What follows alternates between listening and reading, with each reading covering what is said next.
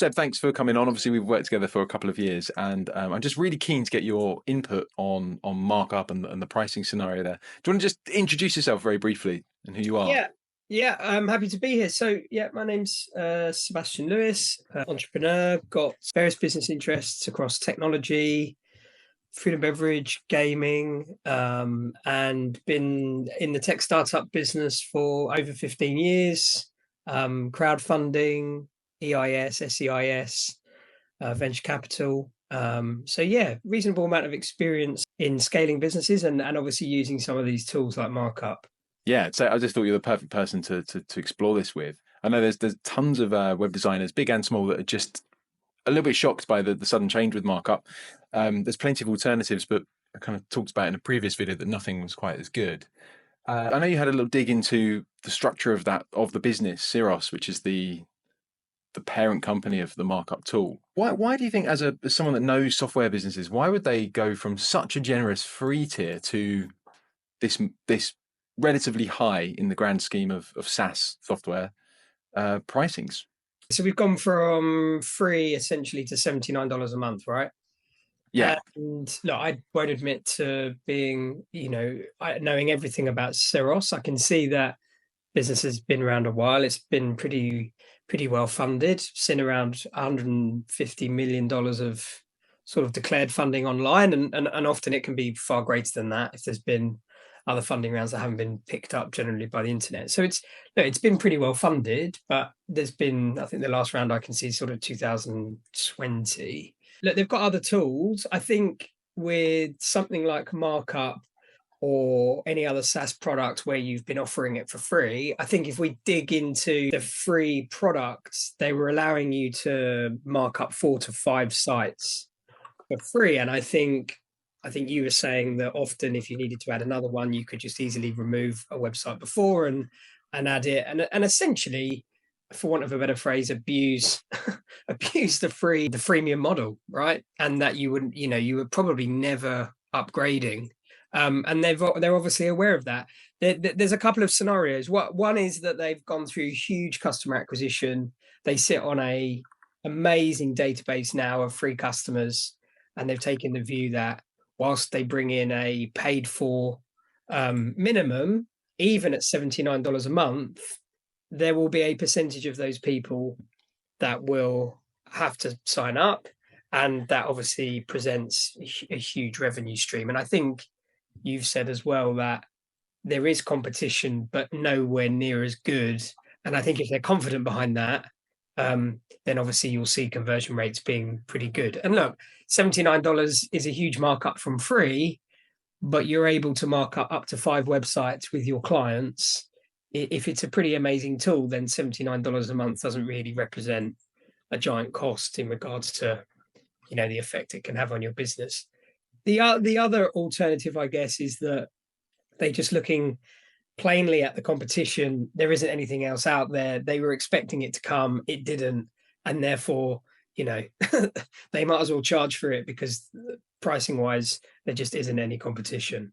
So I don't know which one of those scenarios it is, but I think that's what you're thinking about when you're kind of looking at the SaaS revenue potential of building a great product. Yeah, that's really interesting, isn't it? You look around at the competition and go, hang on a minute, it's been probably at least 2 or 3 years. No one else is doing specifically what we do as fast and responsively. There's people trying, but no one's getting there. And like you say, we've got this huge wealth of free users. I don't know, there's a whole ton of free users there with their emails signed up. Even if we convert 4% of those to the $79 a month, that's a chunk of monthly recurring revenue that we're not seeing at the moment. Let's take the plunge. Just wonder if that means that the other arm of their business is just not seeing that kind of revenue, so they're desperately looking to claw it back in, or like you say, they're well funded. They're just taking the view that it's time to pay the piper. Yeah, absolutely. And I'm not a fan of free models being abused. Free really was invented to give you a trial, to give you a go, and then to upgrade into premium. It's not built to subsidize businesses. It's not a charity. I definitely have used it. I've made use of that free tool for sure, and I know it has been very generous, and it's definitely driven the revenue that even a whole year of $79 a month, it's made money for me. Yeah. Absolutely. And yeah, exactly. And the price point is obviously, they will have done their research. Again, I think it's all down to competition. I think, unfortunately, in SaaS, the consumer has become quite well looked after because of competition, that everything is free. We've gone to free really quickly, and a lot of people get pretty surprised when you're asked to pay for something, which is a pretty strange concept. If you were to walk out into the high street, and everything was free before you had to pay for it, businesses just wouldn't last. So, unfortunately, in SaaS, competition just meant that everybody was after acquisition firstly and foremost, and then they kind of worry about the revenue later on. And especially when you're funded by venture capital, it allows you to sit for free for a long time. But it just means that we've created some behaviors in consumers that they almost get a bit put out by the fact that they have to pay for something. And this will be a shock, free to $79 a month. But I think for these companies to survive, that's the reality. I personally would, I think, prefer a model that says you can do one website, and if you've used that for a certain amount of time, or there's been a usage barrier that you've gone through, then you start entering into a paid model. This feels like quite a step change, doesn't it? 0 to 79. I imagine that, there'll be some. I bet they do a 30-day free trial, for example, Okay, yeah. which isn't really enough to. It might be enough to get a small website project done, but not really to appreciate the value potentially. But look, they know what they're doing. They'll be looking at the data. That's true. And yeah, you're so true. They've got so much data. They're a serious business, so I don't think we necessarily know why they're making that decision. Final point I had was just around churn. I know it's something that you and I talk about a lot within some of the other businesses we're involved in together. Okay. What do you think happens here? Because they can acquire these users off the back of this huge free mailing list. What do you think happens with churn here?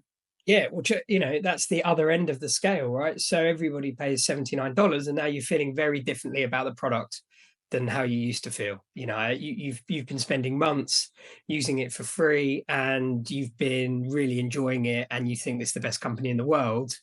Now, when you're into 5, 6, 7, 8 payments at $79, and maybe a month goes by where you're on holiday, or a month goes by and you haven't really used it, and suddenly it becomes a thing like, actually, do I need this? And then you may settle for a weaker product. And that's going to be something that they're also going to have to think about and solve for. They won't know today. This will all be a decision between, I'm not going to go into premium, or I am going to go into premium. It will be really interesting to see how you behave, I think, Ben, and then everybody else is, how many months do you carry on? And then they will have a lifetime value then. And then I think you may see a price change again, which is, we'd rather have a customer for longer at cheaper price than $79 a month, and we're only getting customers with a lifetime value of 3 months.